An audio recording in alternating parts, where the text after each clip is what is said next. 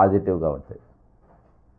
ఎందుకంటే మనం చూసినాం కదా, నేను ఎలక్షన్ కమిషన్లో కూడా కంప్లైంట్ చేసిన, ఇప్పటి వరకు ఎలక్షన్ కమిషన్ ఎటువంటి యాక్షన్ తీసుకోలేదు. పొంగులేటి శ్రీనివాసరెడ్డి మీద కానీ ఉద్యోగ సంఘాల మీద కానీ ఎటువంటి యాక్షన్ ఇప్పటిదాకా ఎవరు తీసుకోలేదు. కానీ స్థానిక సంస్థలు అనేది అంటే దాంతో మనకు అర్థమైందంటే ఉద్యోగులు కూడా, ప్రభుత్వ ఉద్యోగులు కూడా రూలింగ్ గవర్నమెంట్కు భజన పాడతారు. ఓపెన్ కార్యకర్తలు లెక్క ఒకరి మీద ఒకరు పడి ఏ విధంగా పనిచేసిండ్రు అనేది మనం చూసినాం. కానీ ఇప్పటిదాకా మనం ఎవరి ఫిర్యాదు పొలిటికల్ పార్టీ వాళ్ళు ఎవరు ఇవ్వలే. ఇక మనము ఇచ్చిన దానిపైన మాత్రం ఎటువంటి చర్యలు వాళ్ళు తీసుకోలేదు, అది మనం చూసినాం. నెంబర్ 1. రెండవది ఏంటంటే ఈరోజు ఉద్యోగ సంఘాల యొక్క భజన ఎంత భయంకరంగా భజన చేసిండ్రు, ఏ విధంగా కార్యకర్తల లెక్క పనిచేసిండ్రు అనేది మనం చాలా స్పష్టంగా చూసినాం. ఇవన్నీ మనం బేరీ చేసుకొని ఈరోజు ఒక లైవ్ ఈ లైవ్ కార్యక్రమం దానిపైన ఉంటాం. అంతేకాకుండా నిన్న సూర్యాపేటలో కౌంటింగ్ జరుగుతుంటే ఒక రిటైర్డ్ ఉద్యోగి నా బకాయిలు ఎప్పుడు ఇస్తారు కాంగ్రెస్ పార్టీ నాయకులు అని చెప్పేసి ఒక ఉత్తరం కూడా రాయడం జరిగింది. అది ఇగో ఇది ఆ ఉత్తరం కూడా రాయడం జరిగింది. ఓవరాల్గా ఉద్యోగ సంఘాలు మొన్న నాకు ఒక పారా రాసి పంపడం జరిగింది. అందులో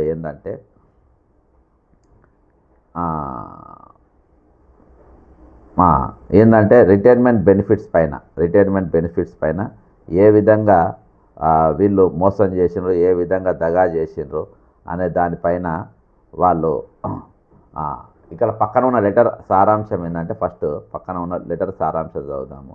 ఓ కాంగ్రెస్ ప్రభుత్వం, మా రిటైర్మెంట్ బెనిఫిట్స్ ఎక్కడ? సూర్యాపేట 47వ వార్డులోని బ్యాలెట్ బాక్స్లో లెటర్ ప్రత్యక్షం. తమకు న్యాయంగా రావాల్సిన రిటైర్మెంట్ బెనిఫిట్స్ ఇవ్వాలని లెటర్ రాసి బ్యాలెట్ బాక్స్లో వేసిన పెన్షనర్. ఎక్కడ? ఇది సూర్యాపేటలో జరిగింది. ఇక ఉద్యోగుల దాంట్లో మొన్న ఏదైతే ఉద్యోగులు ఎంత ఇస్తే ప్రభుత్వం అంత మొన్నటి దినాన ఉద్యోగులు పెన్షనర్లు ఆరోగ్య పథకానికి మార్గం సుగమం. ఉద్యోగి బేసిక్ వేతనం నుంచి ఏటా రూపాయలు 528 కోట్ల వాటా చెల్లింపు. ఈ మొత్తానికి సమానంగా రాష్ట్ర ప్రభుత్వం చెల్లింపు. సిఎస్ అధ్యక్షన జాయింట్ స్టాఫ్ కౌన్సిల్ సమావేశంలో ఈహెచ్ఎస్ అమలుపై నిర్ణయం. పక్షం రోజుల్లో మార్గదర్శకాలు ఖరారు. వెంటనే పథకం ప్రారంభించిన సీఎం. దీనిపైన మనం చాలా రోజుల నుంచి మాట్లాడుతూ ఉన్నాం. ఈరోజు నిన్నటి దినాన కూడా ఒక రిటైర్డ్ అయిన ఉద్యోగి ఏఎస్ఐకి హార్ట్లో బ్లాక్ అయితే యశోద హాస్పిటల్లో ఆపరేషన్ అవుతుంది. శ్రీధర్ రావు అన్న ఎప్పుడు మనతోని వస్తూ ఉండు. ఇక ఆయన ప్రభుత్వం ఇచ్చేటట్టు లేదని చెప్పి ఆయన్నే సొంతంగా చేసుకున్నటువంటి పరిస్థితి. ఇక రాష్ట్ర ప్రభుత్వ ఉద్యోగులు పెన్షనర్లు ఆరోగ్య పథకం అమలుపై మార్గం సుగమైందని మొన్న థర్స్డే రోజు మొన్నటి దినాన సచివాలయంలో రాష్ట్ర ప్రభుత్వ ప్రధాన కార్యదర్శి కె రామకృష్ణారావు అధ్యక్షతన జాయింట్ స్టాఫ్ కౌన్సిల్ సమావేశం జరిగింది. ఈహెచ్ఎస్ అమలు ప్రధాన ఎజెండాగా జరిగిన ఈ భేటీలో ప్రభుత్వ ప్రత్యేక కార్యదర్శులు సివి ఆనంద్, మహేష్ దత్ ఎక్కా, ఆర్థిక ముఖ్య కార్యదర్శి సందీప్ కుమార్ సుల్తానియా, వైద్య ఆరోగ్య శాఖ కార్య క్రిస్టినా, టీఎన్జిఓ అధ్యక్షులు మారం జగదీష్, తెలంగాణ గెజిటెడ్ అధ్యక్షులు ఏలూరు శ్రీనివాసు వీళ్ళు పాల్గొన్నారు. సుదీర్ఘకాలంగా పెండింగ్లో ఉన్న ఈహెచ్ఎస్ అమలుపై ప్రభుత్వ ప్రతిపాదనతో కూడా పవర్ పాయింట్ ప్రజెంటేషన్ ముందు ప్రదర్శించారంట. అనంతరం ఉద్యోగ సంఘాల ప్రతినిధుల నుంచి సలహాలు స్వీకరించారంట. ఉద్యోగుల బేసిక్ వేతనం నుంచి 1.5% ఈహెచ్ఎస్ కాంట్రిబ్యూషన్ కింద చెల్లించాలని, ఇందుకు సమాంతరంగా రాష్ట్ర ప్రభుత్వం 1.5% భరిస్తుందని వివరిస్తుంది. ఈ సమాంతర అంటే ప్రభుత్వం అంటే ఈరోజు ఉద్యోగుల వేతనం నుండి 1.5 మరి ప్రభుత్వం కూడా 1.5 అని అంటే నాకు ఇందులో సిపిఎస్ కంపల్సరీ పెన్షన్ స్కీమ్ వాళ్ళది నాకు గుర్తుకొస్తుంది. ఇప్పుడు వాళ్ళు దాదాపు 4-5 నెలలకెళ్ళి బకాయి 2024 మే నుండి సెప్టెంబర్ వరకు ప్రభుత్వం తాను చెల్లించాల్సిన పైసలు చెల్లించకుండా వాళ్ళ బకాయిల వల్ల ఈరోజు వాళ్ళ రిటైర్మెంట్స్ రావాల్సిన పైసలు ఆగిపోయింది, ఇప్పటి వరకు చెల్లించలేదు. కానీ ఇక్కడ మళ్ళోసారి అంటారు ప్రభుత్వం నుంచి కట్టే 1.5% చొప్పున ఏటా 528 కోట్ల రూపాయలు జమ అయితే రాష్ట్ర ప్రభుత్వం కూడా అంతే మొత్తాన్ని విడుదల చేస్తుంది అని చెప్పి ఇక వీళ్ళు చేసిన ఈ దుకాణం ఇంత. ఇక ఉద్యోగ సంఘాల దుకాణం ఏంటంటే ఉద్యోగ సంఘాల నేతల భజన రాజకీయం. ఇక అసలైన సమస్యలు గాలికేనా ఇది కథ. ఇక తెలంగాణ రాష్ట్రంలో ఉద్యోగ సంఘాల తీరు ఇప్పుడు చర్చనీయాంశంగా మారిందన్న సంగతి మనందరికీ తెలుసు. ప్రభుత్వం మారినా పాలకులు మారినా ఉద్యోగ నేతల స్తోత్ర పాఠాలు మాత్రం అట్నే ఉన్నాయి. ఇక వాళ్ళు ఎట్లా అంటే ఇక భజన పాటలు లగెత్తుకుంటున్నారు, మాత్రం మారడం లేదు. గతంలో ఒకరికి పాలాభిషేకాలు చేసారు, ఏది బీఆర్ఎస్లో ఉన్న వారికి కేసీఆర్కు వాళ్ళకు ఉద్యోగ సంఘాలు పాలాభిషేకాలు చేసిన చేతులే నేను మరొకరికి జయ జయధ్వనాలు పలుకుతున్నాయి చూస్తున్నాం మనం. కానీ ఉత్సాహం ఉద్యోగుల ప్రాథమిక హక్కులైన డిఏ మరియు పిఆర్సీల విషయంలో ఎందుకు కనిపించడం లేదన్న సగటు ప్రభుత్వ ఉద్యోగికి వేధిస్తున్న ప్రశ్న. భజనలో వేగం, హక్కుల సాధనలో జాప్యం. ప్రభుత్వం ఏదైనా చిన్న నిర్ణయం తీసుకోగానే ఉద్యోగులందరి సమ్మతి ఉందో లేదో తెలుసుకోకుండానే కృతజ్ఞతా సభలు నిర్వహించడం ఉద్యోగ నేతలకు పరిపాటిగా మారింది. సాక్షి దినపత్రికలను ఇందాక నేను చదివింది సాక్షి దినపత్రిక. అది ఆరోగ్య పథకానికి సంబంధించి ప్రభుత్వం ఇచ్చే వాటాకు సమానంగా ఉద్యోగుల నుంచి కూడా కాంట్రిబ్యూషన్ తీసుకోవాలనే నిర్ణయాన్ని నేతలు ఏకగ్రీవంగా ఆమోదించారు. అయితే ఉద్యోగుల సమ్మతి ఎక్కడ? అసలు ఉద్యోగులు దీనికి మీకు ఎవరైనా రిప్రజెంటేషన్ ఇచ్చిండ్రా? దీనిపైన మాట్లాడమని చెప్పిండ్రా? ఎవరన్నా అన్నారా? ఓకే, అది జీతం నుంచి నగదు మినాయింపు. ఆర్టీఓ ఎంప్లాయీ డిఏ ఇన్స్టాల్మెంట్స్ ఇంకా పెండింగ్లో ఉన్నాయి. Installments installments pending.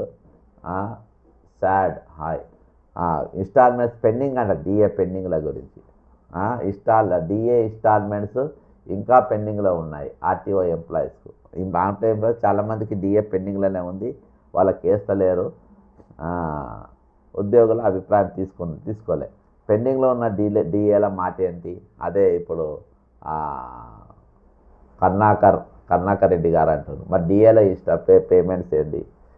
నెలల తరబడి పెండింగ్లో ఉన్న డిఏల గురించి ప్రభుత్వం ఒత్తిడి తీసుకురావడంలో ఈ స్పీడ్ ఎందుకు కనిపించడం లేదు? ఈరోజు ఓట్లు వేయించే అంటే కాంగ్రెస్కు ఓట్లు వేయించే అంత శ్రద్ధ, కాంగ్రెస్ పార్టీ గెలిపించాలనే శ్రద్ధ, కాంగ్రెస్ పార్టీ మంత్రులతోని ఫోన్లలో మాట్లాడి కాంగ్రెస్ కార్యకర్తల లెక్క ఎట్లెట్లా ఓట్లు వేపిస్తాము, ఎట్లా గెలిపిస్తాము అని చెప్పే శ్రద్ధ ఈరోజు డిఏ తేవడంలో ఎందుకు వీళ్ళు ఉదాసీనంగా వ్యవహరించారు, ఎందుకు మాట్లాడతలేరు అని అంటే ఇక పిఆర్సీ అమల్లో జాప్యం. అదైతే అయితేలేదు. కొత్త పిఆర్సీ అమలు కోసం ఎదురు చూస్తున్న లక్షలాది మంది ఉద్యోగుల ఆవేదన ఈ నేతలకు వినిపించడం లేదా? నాయకత్వం అంటే నమస్కారం పెట్టడం కాదు మిస్టర్స్.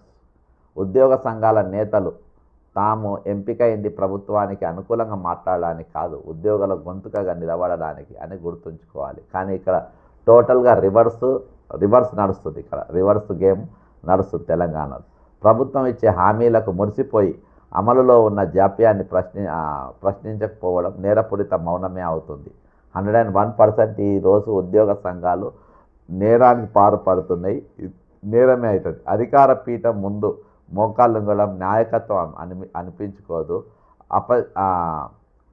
ఇప్పటిదాకా పరిష్కారం కాని సమస్యల పరిష్కారం కోసం పాలకుల కళ్ళల్లో కళ్ళు పెట్టి ప్రశ్నించడమే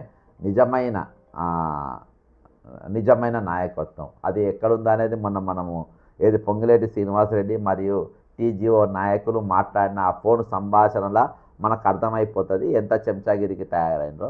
వాళ్ళకు నాయకత్వ లక్షణాలు లేరు, ఇక డాఫర్ లక్షణాలు ఎక్కువ ఉన్నాయని. మార్పు రావాలి. ఇప్పటికైనా ఉద్యోగ సంఘాల నేతలు తమ పందా మార్చుకోరు. పారదర్శకత ఏదైనా పథకం లేదా ఆర్థిక నిర్ణయం తీసుకునే ముందు సామాన్య ఉద్యోగుల అభిప్రాయాలను కూడా మీరు తీసుకోవాలి. ఈరోజు ఎవరైనా ఉద్యోగాలు ఏమైనా అడిగినరా? మీరు ఏం చేద్దాం, ఎక్కడికి పోదాం, నెక్స్ట్ ప్లాన్ ఏంది, మనం ప్రభుత్వం ఇట్లా ముందు ఏమైనా అడిగినరా? లేదు.